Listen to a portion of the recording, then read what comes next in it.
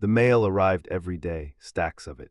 Hundreds of envelopes addressed to Ella Fitzgerald in care of her management, forwarded to wherever she was, hotel rooms in New York, recording studios in Los Angeles, touring addresses in Europe and Japan and everywhere else the road took her. Fan mail, thousands of pieces of it every year, drawings from children, poems from teenagers, long, earnest letters from people who wanted her to know what her recordings had meant to them. Requests for photographs, requests for autographs, birthday cards, holiday cards, thank you notes for performances they'd attended years ago that they'd never forgotten. Most artists of Ella Fitzgerald's stature had systems. Someone opened the mail, someone sorted it. A form letter went out, signed with a stamped signature, and the letters went into boxes or got thrown away. This was standard. This was how it worked at this level. You couldn't personally respond to thousands of letters every year and also have a career. Ella knew this. She understood the logic. She didn't care. This is the story of why she answered the mail herself, of what she wrote and how she wrote it and what she believed about the obligation of receiving something, attention, love, hope, trust, from another human being. And this is the story of one specific letter, written in 1974 to a woman named Margaret Harrison in Detroit, Michigan, that would eventually be credited with saving her 12-year-old daughter's life. 7 words that were never meant to be iconic. Your voice matters, even when it doesn't. Ella Fitzgerald had been responding personally to fan mail since the early years of her career, when the volume was small. Enough that it seemed natural and manageable. A letter came, you wrote back. It was the right thing to do. As her career grew, the volume grew. By the 1950s, when she was recording the songbook series and becoming internationally famous, the mail had become genuinely overwhelming. Norman Granz, who had been managing her since 1954, suggested, gently at first, then with more urgency, that some kind of system needed to be implemented. You can't keep doing this yourself, Norman told her sometime in the mid-1950s. There are hundreds of letters every week. You're on tour, you're recording, you're performing 6 nights a week. Something has to give. The letters don't, Ella said. Ella, they wrote to me, Norman. They took time out of their lives to write to me. What kind of person receives something like that and sends back a form letter? Every major artist in the world. Then I'm not going to be like every major artist in the world. In this one way, Norman knew this expression. He'd seen it when she refused to enter through service doors, when she stood her ground in venues that tried to treat her as less than the headliner, when she made decisions based on principle rather than convenience. He stopped arguing. She developed her own system, not a fast one, not an efficient one, but hers, every week, in whatever time she could carve out between rehearsals and performances and recording sessions and travel. Ella would sit down with the week's mail. She'd read through it, not skim, actually read, and then she'd respond. Not to everything, not to the volume requests or the photograph requests or the birthday card wishes, but to every letter that contained a real human being making a real connection, sharing something personal, describing what the music had meant at a particular moment in their life, reaching out from their corner of the world to hers. These she answered, personally, by hand. The letters she wrote were not form letters with personal details inserted. They were actual letters, responding to what the person had said, thinking about what they'd shared, offering something real in return. When someone wrote that they'd been going through a difficult time and her recording of The Man I Love had been what got them through, Ella wrote back about what that song meant to her, about the recording session, about the way certain songs stay with you across your whole life. When a music teacher in Ohio wrote about playing Ella's recordings in her classroom and the effect they'd had on students who'd never encountered jazz before, Ella wrote back about her own earliest musical education, about what it had meant to have someone open a door for her, about the importance of what that teacher was doing. She wrote slowly, in a distinctive handwriting that those who received her letters often described as warm, the letters rounded, the ink pressed firmly into the page, the words chosen with care. Not the quick scrawl of someone checking something off a list, but the deliberate writing of someone who understood that the person on the other end would read every word. Norman occasionally glimpsed this process and shook his head. You're leaving money on the table staying in to write letters, he'd say. Some things aren't about money, Ella would say, not looking up. By the 1970s, Ella was in her 50s, her health beginning to show the first signs of the diabetes that would eventually take so much from her. She was still touring, still recording, still performing at a level that demonstrated why she'd been called the First Lady of Song for 2 decades. But she was also tired in ways she hadn't been in her 30s and 40s, and the letter writing had become something she protected as specifically restorative rather than just obligatory. Sitting down with the week's mail and responding to it gave her something. A connection to the people who received what she made, a reminder of why she made it. It was in this period, specifically in the autumn of 1974, that a letter arrived from Detroit, Michigan, written by a woman named Margaret Harrison. Margaret Harrison was 41 years old, a schoolteacher, the mother of 3 children. Her youngest daughter, Sarah, was 12 years old. In the spring of 1974, Sarah had been diagnosed with leukemia. The diagnosis had changed everything in the Harrison household. The cycles of treatment, chemotherapy, its aftermath, the particular wretchedness of being 12 years old and losing your hair and being unable to go to school and watching your friends live their ordinary lives from a hospital window had taken a toll not just on Sarah's body but on her spirit. The family was doing everything they could. The doctors were doing everything medicine could do. Margaret had left her teaching job temporarily to be at the hospital with Sarah through the worst of it. But Sarah, in the autumn of 1974, had stopped fighting, not dramatically, not in any way the doctors could quantify or treat, but her mother could see it, could see the decision being made somewhere beneath the surface, the slow withdrawal of the will. That was required to keep going through something this hard. Sarah was still breathing, still technically cooperating with treatment, but something had gone out of her. The light behind her eyes, the quality of attention that meant someone was still fully present. Margaret, who had tried everything, prayer, reassurance, stories, the presence of friends and family, every conventional comfort she could think of, had noticed one thing. When Sarah's favorite music was playing, something briefly returned. When Ella Fitzgerald's voice came through the small transistor radio on the hospital room windowsill, Sarah would stop staring at the ceiling, would sometimes turn her head, would occasionally very slightly smile. Sarah had loved Ella Fitzgerald since she was 7 or 8 years old. She'd found her mother's records, the songbook albums, the Newport recordings, and fallen in love with a voice that seemed to belong to a different and more beautiful world than the ordinary one.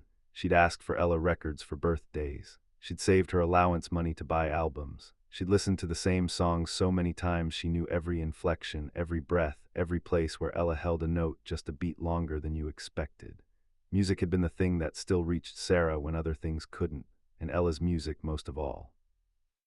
Margaret didn't know if writing a letter would accomplish anything. She knew Ella Fitzgerald probably received thousands of letters and almost certainly didn't respond personally. She knew that asking a famous musician to write to a sick child was the kind of thing that sometimes happened in movies and almost never in real life. She had no reason to expect anything to come of it, but she had no other ideas, and the letter cost nothing but time and a stamp. She wrote it in one sitting on a Saturday evening while Sarah was sleeping. She explained who she was, who Sarah was, what had happened since spring. She described the leukemia, the treatment, the toll it had taken. She described Sarah's love of Ella's music going back years. She described carefully, honestly, without melodrama, the withdrawal she'd been watching in her daughter, the light going out, the will faltering, and she asked, not demanded, not requested with entitlement, but simply asked, whether there was any chance that Ella Fitzgerald might write a few words to a 12-year-old girl who was having trouble finding reasons to keep fighting. She mailed it to Ella's management address in Los Angeles and did not expect to hear back. Ella received the letter 4 weeks later, forwarded from Los Angeles to New York where she was recording. She read it in her hotel room on a Tuesday evening alone after a long studio day. She read it twice. Then she put it aside and finished her evening, dinner, some television, the habitual rituals of a touring musician's hotel room life. But the letter sat on the nightstand. She kept glancing at it. The next morning before the studio session, she sat down at the hotel room desk and wrote back. The letter she wrote to Margaret Harrison took her 45 minutes. She wrote slowly, crossing things out and rewriting, reading sentences back to herself to hear whether they said what she meant. She understood that she was writing to 2 people simultaneously, Margaret, who needed to know that her letter had been received and taken seriously, and Sarah, who was 12 years old and sick and somewhere in the process of deciding whether to keep going. She wrote about music first, about what it had meant to her to have music when she had nothing else, when she was a teenager in Harlem, homeless, without family, facing a world that offered very little to a young black girl with no resources. She wrote about the night at the Apollo in 1934, how frightened she'd been, how close she'd come to not walking out on that stage. She wrote about the voice she'd heard in her own head even on the worst nights, the music that existed whether or not anyone was there to hear it. She wrote about illness and fear. She didn't pretend to have experienced what Sarah was experiencing. Her own health challenges had been real but different. She didn't offer hollow comfort or false certainty. She wrote honestly about what it was.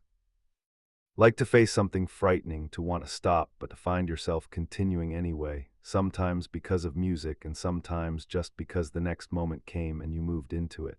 She wrote 7 words that she meant in the most literal possible way. Your voice matters even when it doesn't. She meant the fact that you are here matters. The fact that you can hear music means that music still has you. The fact that something in you responds to beauty is the most important information about who you are. She ended the letter with practical things. She signed it with her full name. She included a small thing she had to hand, a photograph with a note on the back that she wrote directly to Sarah. For Sarah, who knows good music when she hears it. Keep listening, Ella. She mailed it that morning on the way to the studio. 3 weeks passed, the autumn turned toward winter. Ella moved on, more recording, a European tour, the relentless calendar of a major artist's working life. Then she thought about Sarah Harrison again. She didn't know why exactly the letter had been sent. She'd done what she could do. There was no particular reason to follow up. But she thought about it. Thought about a 12-year-old in a Detroit hospital room and whether the letter had arrived and whether it had done anything. She wrote a second letter. Shorter this time, a paragraph, just checking in, hoping the autumn was going better, saying she'd been thinking about Sarah. She sent it to the same address. She never received a reply. She didn't expect one, she hadn't asked for one, and Margaret Harrison had no reason to know that a response would reach Ella herself rather than a management office. She assumed the second letter had gone where the first one went, wherever that was. She didn't think about it much after that. What she didn't know, would not know for another 23 years, was what had happened in the hospital room in Detroit. Margaret Harrison had not expected to receive a reply to her letter. When an envelope arrived from New York with Ella Fitzgerald's name as the return address, she had stood at the kitchen counter for a long moment before opening it, not quite able to believe what she was looking at. She'd read the letter herself first, alone in the kitchen while Sarah was at the hospital for a treatment. She'd read it twice, the way people read things that matter. Then she'd taken it to the hospital. She'd sat by Sarah's bed and read it aloud. Sarah had listened with her eyes open. Not the half. Present eyes of the withdrawal her mother had been watching, fully open, fully there. When Margaret finished reading, Sarah was quiet for a moment. She wrote that herself, Sarah said. That's her handwriting. Yes, Margaret said. She knows who I am. She does now. Another silence, then read it again. Margaret read it again. The change in Sarah didn't happen overnight. It wasn't dramatic or sudden in the way these things happen in stories. But in the weeks that followed, the light that had been going out began slowly to return. The will that had been failing began to stabilize. The treatments continued. The body, which had been fighting before Sarah's spirit caught up, now had something behind it again. When the second letter arrived, shorter, just a paragraph, just checking in, Margaret Harrison sat down on the kitchen floor and cried, because Ella Fitzgerald had written once, which was already impossible. But she'd written twice. She'd thought about them. She'd carried them with her somehow in the middle of a life that must have contained 10,000 things more pressing than a sick child in Detroit. Sarah Harrison's leukemia went into remission in the spring of 1975. She was 13 years old. She grew up. She became a teacher like her mother. She had children of her own. She kept the 2 letters, kept them carefully, protected them from light and handling, showed them rarely and only to people who would understand what they were. In 1996, Ella Fitzgerald died. Sarah Harrison, by then 34 years old with a family and a teaching career and a full life, saw the news and sat quietly for a long time with the same expression her mother had described seeing on her face in that hospital bed in 1974.